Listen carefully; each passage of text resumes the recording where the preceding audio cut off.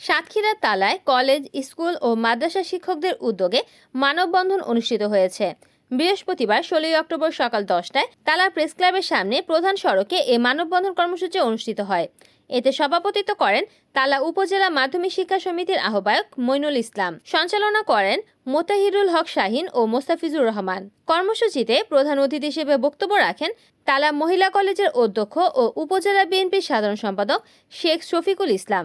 এছাড়া বক্তব্য রাখেন সাবেক অধ্যক্ষ আব্দুর রহমান, অধ্যক্ষ বিধানচন্দ্র সাধু, অধ্যক্ষ কামরুল ইসলাম সেলিম, ভারপ্রাপ্ত অধ্যক্ষ আব্দুল গফুর, ভারপ্রাপ্ত অধ্যক্ষ আরিফুল ইসলাম, নীলুফার বানু, প্রধান শিক্ষক মানিকচন্দ্র নাথ প্রমুখ।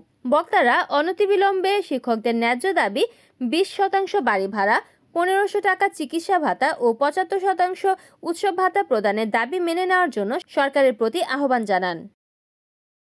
রিপোর্ট করেছেন সাতক্ষীরা প্রতিনিধি সেলিম হায়দার, NN টিভি।